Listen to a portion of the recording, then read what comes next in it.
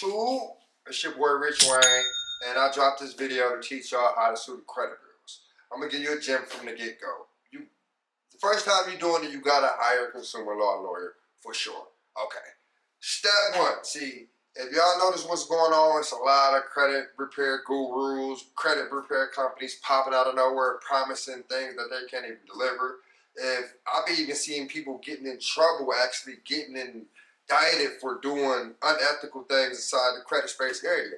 I ain't mad at them because I've done things like that before in the past, so I understand it. But I dropped this video to teach you how to correctly clean negatives off your item report. The first thing you got to do when you're trying to get negatives off your report, you have to pull all your credit reports. I don't see nobody talking about this. When I mean all your credit reports, when I'm going to do dispute letters, I make sure I get everything. So I turn around and go to annual credit report, get all my reports from them. I turn around and call the bureaus, get all my reports from them. I get my Sage Stream, my Innovis, and my LexisNexis report. Then I turn around and go to Identity IQ and get the report. So I got 3 versions of my credit report, because if it's not accurate or complete, they got to remove or delete this stuff. So what I'll turn around and do, I'll get all my reports, and then I'll call the people that owe me, and I'll see how do they accept a validation of debt or request for information. And that's basically seeing what they have on you or how you owe them. And I want all the details because I need to see if the credit bureau is reporting it accurately. Because if they're not, they got to remove it. And if they don't remove it, that's when I hire a consumer law lawyer to turn around and sue them. And usually we don't know if even make it to court. We just settle out of court. And that's the new wave that not a lot of people using, but the good credit consultants and credit repair companies, that's what they're doing. They're suing the credit bureaus because these credit companies or these credit bureaus don't do the proper ethical things when it comes to reporting on your credit report. It has to be 100% complete and accurate. And most of the credit reports I see are not 100% complete or accurate. So that's why I tell people you want to get all your reports and you want to get the exact validation of debt or the promissory note, whatever your negative creditor or data finisher is reporting on, you want to get that too. And I got little loopholes and tools that I teach inside my course on how to use that to your advantage. I don't want to get into that because it get real detailed. But so I get all this information and then I have it in front of me. Then I'm going over all the inaccurate information.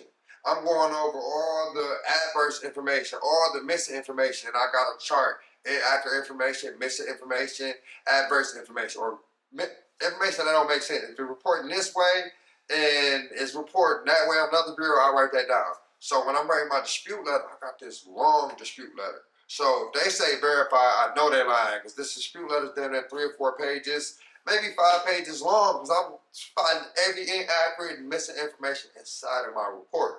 And I'm going to write this long dispute letter to all the credit bureaus. It's going to have all of them listed on this letter because this is going to all y'all. Let y'all know that I spotted out all these inaccuracies from my report. Please update this, fix this, or delete it. If you can't update it or fix it, just delete it. And I'm going to write them a dispute letter. And usually it come back verified. I love it. That shows me you didn't do any due diligence or you can read my dispute letter. Because usually they get a virtual assistant to answer this dispute letter.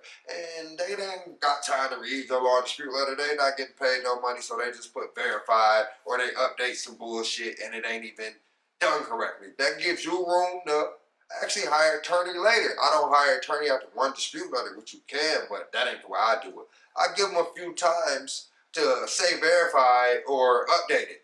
Because if they don't do it correctly and they're not following the law, it's easier to show where they didn't even try to fix it. And that's a whole nother law you can sue them for. When you hire an attorney, you can show, if you got a good attorney and you done wrote multiple dispute letters, it's a whole violation you can sue them for. Like, I'm not an attorney and I don't have the violations in front of me, but I know it's non-compliance and willfulness. When you write them multiple times and they still don't fix it and you got proof of all this, I'm talking about I get to the point where I record the phone calls, I take videos of their inaccuracies, I do all that. So when I'm sending all my stuff off to their lawyer, because after they keep on saying verify it, I'm going to file a small claims court and somebody got to get served. And like I say, when somebody gets served, that means their lawyer is going to get to their lawyer. When they see all this evidence, they don't want to go to court with me. But sometimes, And after TransUnion see all my, after all the credit bureaus see all my evidence, they don't want to go to court with me because they know that their company completely broke the law. Now they're ready to settle on the court. But usually you don't even have to go to court because you can show all this proof, upload it to the Consumer Finance Protection Bureau, CFPB. I talk about this in my course. I go way more detail, but you can upload it to them and they'll actually fight for you because they govern the credit bureaus. And if you're familiar with credit bureau, if you're not, just Google CFPB or Consumer Finance Protection Bureau, you'll see their job. And you can upload all your evidence directly to them, and they'll get on top of the credit bureaus for you. But if they still don't happen to remove it, usually they do. But I've seen in some cases where they just wanted to play big dog and they still didn't remove it. That's when we had to hire a consumer law attorney. You have to hire a consumer law attorney in your area, and you pretty much hire them, and they when they work for free, so they get paid out of your settlement. So when they see that you got all this evidence, they ready to take your case, and it's gonna be a no-brainer, easy, quick settlement, and you'll get a check in the mail directly from the credit bureaus. And this ain't no just quick process where I'm about to just get all this information soon right away. No, you got to put in your homework, get all the evidence, everything from Experian, Equifax, TransUnion, Innovis, LexisNexis, SageStream. Then you want to get it from annual credit report and Identity IQ. Then you also want to call your negative people, get all that information. So when you're sitting on your desk, you just spotting out everything, getting it ready, writing your dispute letters, your long dispute letter, sending them off, and when they say verify, I got that ass. Now we can turn around and hire that consumer law lawyer because they broke the law when they didn't update. And what I mean, even if it's missing information, each little box in your credit bureau got to have information, and it got to be accurate. The credit bureaus might say, oh, that don't mean nothing. No, that's the law. It has to be complete. So we got to take advantage of this wave and this loophole and suing these people, because just like the average person, they don't even go to court with a lawyer. So they don't expect you to get a lawyer to sue them, but that's the only way you can get them to move. People always talking about this magic letter. No.